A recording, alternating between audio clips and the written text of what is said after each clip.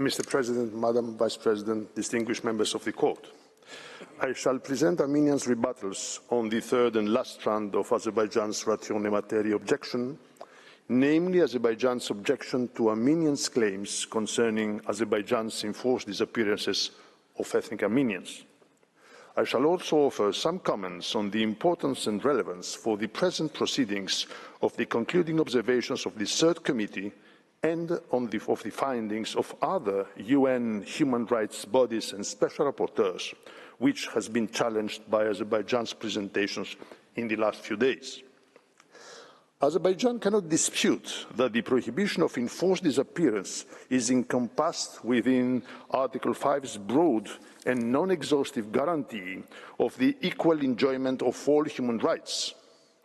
The prohibition of enforced disappearance is a rule of customary international law, if not jus cogens, and when it involves racial discrimination, it breaches the third. Azerbaijan cannot dispute the concrete evidence that Armenia has presented concerning both servicemen and civilians of ethnic Armenian origin who are believed to have been in Azerbaijan's custody and have either been murdered without the circumstances of their death acknowledged by Azerbaijan or remain missing until today. To be clear, with respect to both categories of enforced disappearances I just mentioned, Armenia refers specifically to those who are known to have been in Azerbaijan's custody, contrary to what Professor Boisson de Chajourne suggested. Moreover, Armenia has also put forward clear evidence that Azerbaijan has repeatedly obstructed searches for and repatriation of the remains of ethnic Armenians in territories under its control. In this regard, Azerbaijan repeatedly relied on its repatriation of more than 1,700 bodies to Armenia following the 44-day war, but does not explain why this is relevant to those ethnic Armenians who were last known to be in Azerbaijan's custody, but whose fates remain unknown today. Finally, Armenians' evidence shows that Azerbaijan has also concealed the fates of ethnic Armenians who were forcibly disappeared following the submission of Armenians' memorial. Council for Azerbaijan did not contest such evidence. Mr. President, what is striking is Azerbaijan's complete failure to challenge the palpable ethnic element of discrimination in all the above cases, many of which are documented by video footage. That element is even more visible in numerous cases of completely inoffensive civilians, including elderly people up to 90 years old and persons living with disabilities, who were the last to flee due to their age and yet were subjected to enforced disappearance by Azerbaijan.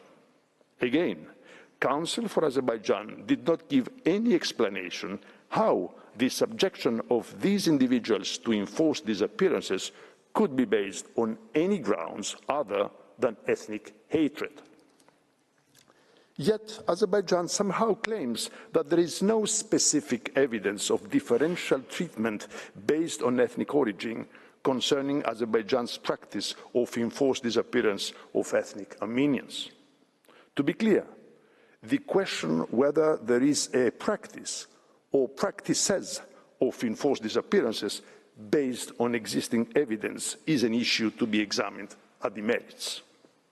This is therefore a transparent attempt to deflect from the weaknesses of Azerbaijan's objection at this stage and the central issue to the Court's consideration, namely the ethnic dimension that Armenia has amply shown.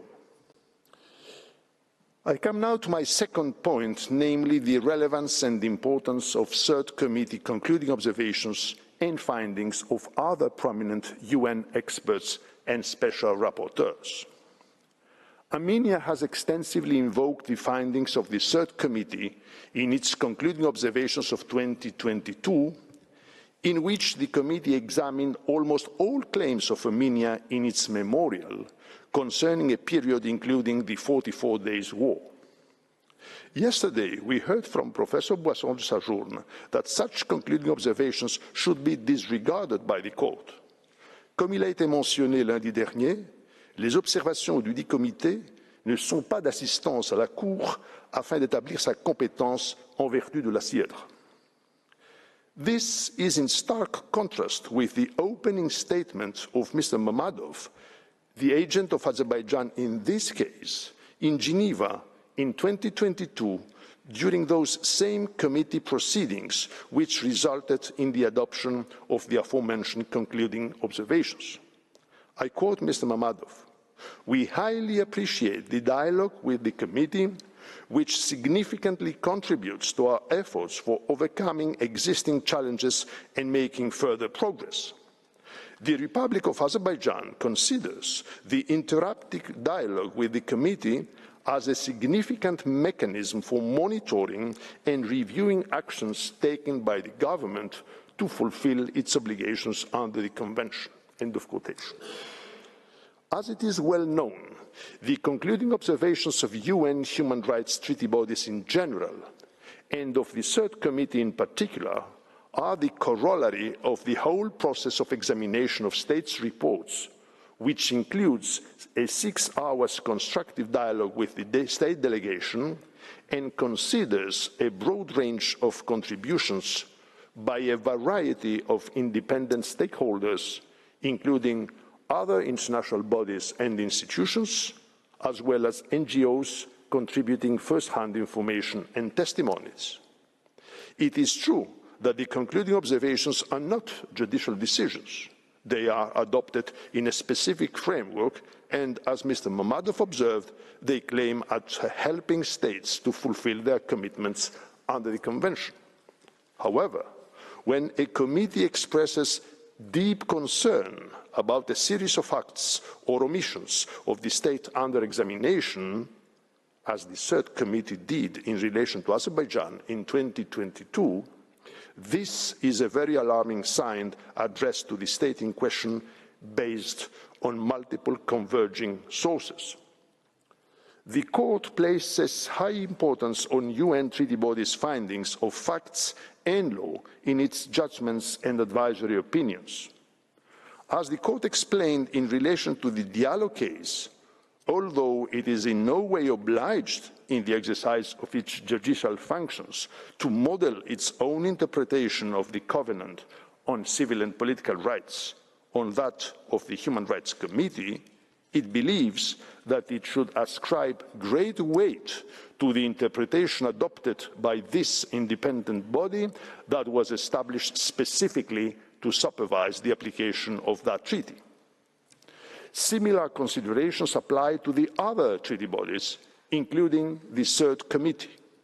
Let me recall the main findings of the Third Committee concluding observations in relation to the preliminary objections of Azerbaijan, which you can see on your screen.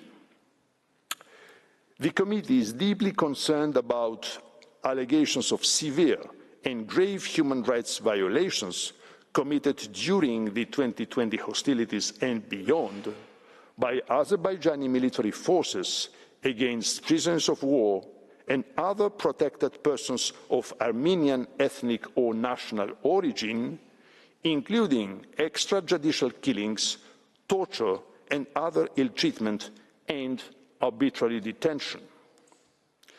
The invitation to the court to simply disregard the findings of the specialized treaty body on issues of racial discrimination concerning a significant part of the period and context related to Armenia's application is most surprising. Azerbaijan is inviting the court to consider that the findings of the Third Committee do not even pass the threshold of the preliminary stage of proceedings. This would constitute a serious blow to the authority and credibility of the Third Committee and to the UN treaty body system more generally. All the more so that the above approach by Azerbaijan could be applied mutatis mutandis to the statement at tab 5 of your judges folder from Tuesday, emanating from two special rapporteurs, the chair rapporteur and 4 other members of the Working Group on Enforced or Involuntary Disappearances, all democratically elected by the Human Rights Council, which you can see on your screens. May I recall that special rapporteurs and working groups are part of what is known as special procedures of the Human Rights Council, that is the largest body of independent experts in the UN human rights system, constituting independent fact-finding and monitoring mechanisms that address either specific country situations or thematic issues in all parts of the world. The above-mentioned statement covers not only enforced disappearances, but also extrajudicial killings, torture, and other ill treatment against ethnic Armenians during and in the aftermath of the 44 days war, as you can see on your screens. Joint statements of this kind are relatively rare in UN practice, and they concern only egregious violations of human rights.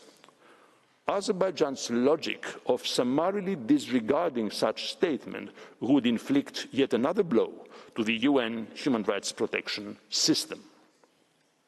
By way of conclusion, let me reiterate that the enforced disappearances of ethnic Armenians fall within the scope of application of the CERT. This claim is corroborated by the findings of the CERT committee, as is the case with all of Armenians' claims which have been the subject of Azerbaijan's preliminary objections. The same observation goes mutatis mutandis for the findings of the UN Special Rapporteurs and the members of the UN Working Group on Enforced or Involuntary Disappearances. Mr. President, members of the Court, this concludes my presentation. I thank the Court for its kind attention, and I kindly ask you, Mr. President, to call upon the agent of Armenia, His Excellency Mr. Kyriakosyan, to present Armenia's final submissions. Thank you very much.